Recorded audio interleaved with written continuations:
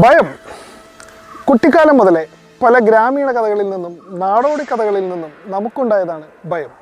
ഈ ഭയത്തിൻ്റെ വിത്തുകൾ നമ്മുടെ ഉള്ളിൽ പാകിയതാകട്ടെ നമ്മുടെ വീട്ടിലുള്ള കാരണവന്മാർ. അതേപോലെ തന്നെ ഭയത്തിൻ്റെ വിത്ത് ഓരോ വ്യക്തിയിലും പാകുന്നതിൽ പ്രധാന പങ്ക് വഹിച്ചിട്ടുള്ള ഒന്നാണ് സിനിമകൾ. മലയാളത്തിൽ ഒരുപാട് മികച്ച ഹൊറർ സിനിമകളുണ്ട്. എന്നാൽ ഹൊറർ സിനിമകളുടെ പേരിൽ മാത്രം അറിയപ്പെടുന്ന ഡയറക്ടേഴ്സും പ്രൊഡക്ഷൻ ഹൗസും മലയാളത്തിലുണ്ടോ എന്ന് ചോദിച്ചാൽ സംശയമാണ്. എന്നാൽ ബോളിവുഡിൽ അങ്ങനെയല്ല. ഹൊറർ സിനിമകളുടെ പേരിൽ മാത്രം അറിയപ്പെട്ട ഒരു പ്രൊഡക്ഷൻ ഹൗസ്, ഒരു ഡയറക്ഷൻ ടീം ബോളിവുഡിലുണ്ടായിരുന്നു. 70കളുടെ തുടക്കം മുതൽ 90കളുടെ പകുതി വരെ ബോളിവുഡിൻ്റെ ഹൊറർ സിനിമകളുടെ മറ്റൊരു നാമമായി മാറിയ റാംസി ബ്രദേഴ്സ്. വെൽക്കം ടു സനി തോട്ട്സ്.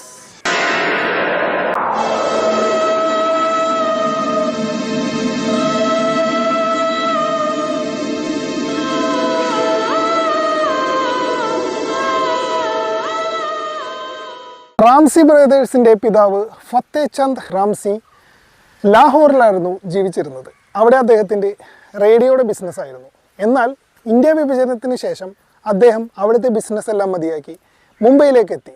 ഇവിടെ വന്നും അദ്ദേഹം തൻ്റെ റേഡിയോ ബിസിനസ് തുടർന്നു. എന്നാൽ ഈ കാലയളവിലെല്ലാം അദ്ദേഹത്തിൻ്റെ മനസ്സിൽ അദ്ദേഹം സ്വപ്നം പോലെ താലോലിച്ച ഒന്നുണ്ടായിരുന്നു. ഒരു സിനിമയെങ്കിലും നിർമ്മിക്കണം, അല്ലെങ്കിൽ ഒരു സിനിമയെങ്കിലും സംവിധാനം ചെയ്യണമെന്നുള്ള ആഗ്രഹം അദ്ദേഹത്തിൻ്റെ ഉള്ളിലുണ്ടായിരുന്നു. ഒടുവിൽ തൻ്റെ ബിസിനസ്സിൽ നിന്ന് ലഭിച്ച തുക ഉപയോഗിച്ച് അദ്ദേഹം ഒരു സിനിമ നിർമ്മിക്കാൻ തീരുമാനിച്ചു. എന്നാൽ സിനിമ നിർമ്മിക്കുന്നതിന് സിനിമയോടുള്ള ആഗ്രഹം മാത്രം പോരാ, അതിൽ അറിവ് വേണമെന്ന് സിനിമാ നിർമ്മാണത്തിന് ഇറങ്ങിയ ശേഷമാണ് അദ്ദേഹം മനസ്സിലാക്കിയത്.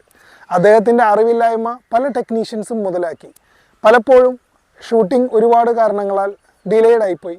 പ്രതീക്ഷിച്ചതിനേക്കാൾ ബഡ്ജറ്റും വന്നു. ഒടുവിൽ താൻ സമ്പാദിച്ച തുകയെല്ലാം സിനിമ കൊണ്ടുപോയി എന്നുള്ള അവസ്ഥയിലായി. എന്നാൽ വിചാരിച്ച പോലെ ഈ സിനിമ വിജയിച്ചോ എന്ന് ചോദിച്ചാൽ വിജയിച്ചതുമില്ല. പിന്നീട് തനിക്ക് സിനിമയിൽ നിന്നുള്ള തിരിച്ചടി അദ്ദേഹം ഒരു പാഠമായി ഉൾക്കൊണ്ടു.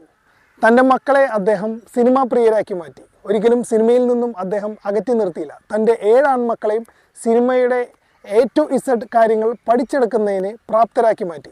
തനിക്ക് സിനിമയിൽ നിന്നുണ്ടായ തെറ്റായ നെഗറ്റീവ് ഇമ്പാക്റ്റ് എന്തൊക്കെയാണെന്നുള്ളത് മക്കളെ അദ്ദേഹം പറഞ്ഞ് പഠിപ്പിച്ചു. ഒടുവിൽ അവരെ സിനിമയിൽ എല്ലാ മേഖലകളിലും കൈകടത്താൻ പോകുന്ന പ്രാപ്തരാക്കി മാറ്റുന്നതിൽ ആ പിതാവ് വിജയിച്ചു. ഞാൻ നേരത്തെ പറഞ്ഞിരുന്നു 7 സഹോദരന്മാരാണ് റാംസി ബ്രദേഴ്സ്. എന്നാൽ ആദ്യം നിർമ്മിച്ച 1-2 സിനിമകൾ കാര്യമായി വിജയിച്ചില്ല എന്ന് മാത്രമല്ല, അവരുടെ പിതാവിനുണ്ടായ അതേ അനുഭവം അവർക്കും ഉണ്ടായി. ഒരുപാട് സിനിമ ഡേറ്റുകൾ ഷൂട്ടിംഗ് നീണ്ടുപോയി. ഒരുപാട് പ്രതീക്ഷിച്ചതിനേക്കാൾ ബഡ്ജറ്റ് വന്നു. അങ്ങനെ അവർക്കും ഒരുപാട് സാമ്പത്തികമായ ബാധ്യതകൾ സിനിമ കൊടുത്തു. പിന്നീട് 1972 ഇവർ നിർമ്മിച്ച ദോ ഗാസ് സമീനിക്കെ നീച്ചെ എന്ന് പറയുന്ന ഹൊറർ സിനിമ ഇവരുടെ തലവര മാറ്റി. ഈ സിനിമയുടെ ഓൾമോസ്റ്റ് എല്ലാ മേഖലകളും ഇവർ തന്നെയായിരുന്നു കൈകാര്യം ചെയ്തിരുന്നത്. 7 സഹോദരന്മാരിൽ ഒരാൾ സംവിധാനം ചെയ്തപ്പോൾ 2 പേർ തിരക്കഥ എഴുതി, 2 പേർ പ്രൊഡക്ഷൻ്റെ കാര്യങ്ങൾ നോക്കി, മറ്റ് 2 പേർ കോസ്റ്റ്യൂം ഡിസൈൻ നോക്കി, മറ്റ് 2 പേർ പാട്ടുകൾ എഴുതി. അങ്ങനെ സിനിമയുടെ എല്ലാ മേഖലയിലും ഈ സഹോദരന്മാർ ഒന്നിച്ചു നിന്നു. 2 ലക്ഷം രൂപ ബഡ്ജറ്റിൽ ഒരുക്കിയ ദോ ഗാസ് സമീനിക്കെ നീച്ചെ എന്ന് പറയുന്ന ഹൊറർ സിനിമ ഏകദേശം 40 ലക്ഷം രൂപയോളം ലാഭമുണ്ടാക്കി. അന്നത്തെ കണക്കിൽ 40 ലക്ഷം രൂപ എന്ന് പറയുമ്പോൾ നിങ്ങൾക്ക് ഊഹിക്കാം. അതുവരെ റാംസി ബ്രദേഴ്സിനും അവരുടെ പിതാവിനും ഉണ്ടായ ബാധ്യതകളും ഈ സിനിമകൾ മാറ്റിയെടുത്തു. പിന്നീട് ഇവർ ഒരു ഹൊറർ സിനിമയാണ് തങ്ങൾക്ക് ഭാഗ്യം കൊണ്ടുവന്നത്. അപ്പോൾ തങ്ങളുടെ മേഖല ഹൊറർ സിനിമയാണെന്ന് തീരുമാനിക്കുകയും ഹൊറർ സിനിമകൾ മാത്രം നിർമ്മിക്കാൻ തീരുമാനിക്കുകയും ചെയ്തു. ദോ ഗാസ് സമീനിക്കെ നീച്ചയ്ക്ക് ശേഷം റാംസി ബ്രദേഴ്സ് നിർമ്മിച്ച ചിത്രങ്ങളായിരുന്നു ദർവാസ, ഗസ്റ്റ് ഹൗസ്, ഹോട്ടൽ, പുരാന മന്ദിർ, പുരാനി ഹവേലി, ബന്ദ് ദർവാസ, വീരാന, മഹാകാൾ തുടങ്ങിയ ചിത്രങ്ങൾ. ഇതിൽ വീരാനയും പുരാന മന്ദിരും വലിയ വിജയങ്ങളായിരുന്നു. അക്കാലത്തെ വലിയ സിനിമകളോട് പോലും കിടപിടിക്കുന്ന വാണിജ്യ വിജയം നേടിയിരുന്നു. മറ്റ് സിനിമകളും സാമ്പത്തികമായി വിജയം നേടിയിരുന്നു.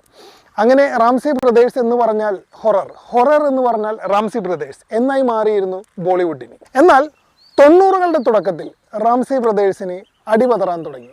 കാരണം അവരുടെ സിനിമകൾ നിങ്ങൾ ശ്രദ്ധിച്ചാൽ മനസ്സിലാവും, എല്ലാ സിനിമകൾക്കും ഓൾമോസ്റ്റ് സിമിലർ ആയിട്ടുള്ള ഒരു തീമായിരിക്കും. കഥകൾക്കൊന്നും വലിയ വ്യത്യാസം ഉണ്ടാവില്ല.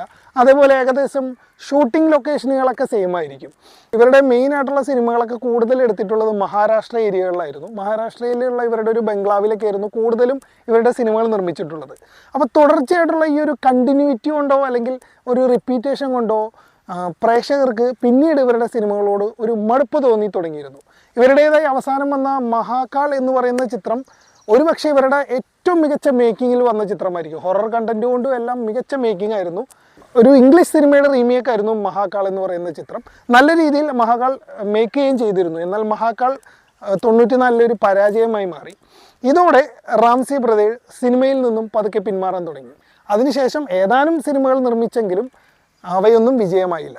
പിന്നീട് അവർ 90കളിൽ ഇന്ത്യയിലൊട്ടാകെ ടെലിവിഷൻ നേടിയെടുത്ത പ്രചാരം മനസ്സിലാക്കുകയും ബിഗ് സ്ക്രീനിൽ നിന്നും അവരുടെ കാൽവെപ്പുകൾ പതുക്കെ മിനി സ്ക്രീനിലേക്ക് മാറ്റുകയും ചെയ്തു.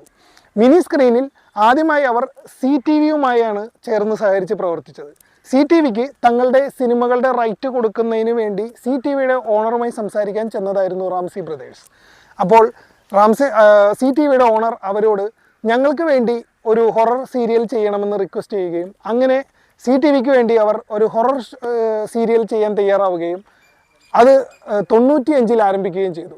സി ഹൊറർ ഷോ എന്ന് പറഞ്ഞ് CTVയിൽ 95ൽ ആരംഭിച്ച ആ ഷോ 2002 വരെ നീളുന്ന 7 വർഷത്തെ തേരോട്ടമാണ് നടത്തിയത്. മിനി സ്ക്രീനിൽ ബിഗ് സ്ക്രീനിലെ പോലെ തന്നെ പ്രേക്ഷകരെ കണ്ടെത്താനും അവരെ ഭയപ്പെടുത്താനും റാംസി ബ്രദേഴ്സിന് കഴിഞ്ഞിരുന്നു. സി ഹൊറർ ഷോ നിങ്ങൾ ആരെങ്കിലും കണ്ടിട്ടില്ലെങ്കിൽ ഇപ്പോഴും നിങ്ങൾക്ക് കണ്ടു നോക്കാവുന്നതാണ്. സി ഹൊറർ ഷോയുടെ ടൈറ്റിലിൽ വരുന്നൊരു ഹൊറർ BGM ഉണ്ട്. അത് ഇപ്പോഴും ഭയങ്കര ഹോണ്ടിങ് ആണ്. ഇപ്പോഴും പല സെലിബ്രിറ്റീസും അവരുടെ ശ്രദ്ധാ കപൂറിൻ്റെയൊക്കെ ഇൻ്റർവ്യൂസിൽ പറയുന്നുണ്ട് ഈ സി ഹൊറർ ഷോനെ കുറിച്ചും അതിൻ്റെ ഒരു ടൈറ്റിൽ സോങ്ങിനെ കുറിച്ചും. और ये जी हॉरर शो का म्यूजिक ही इतना डरावना था ना.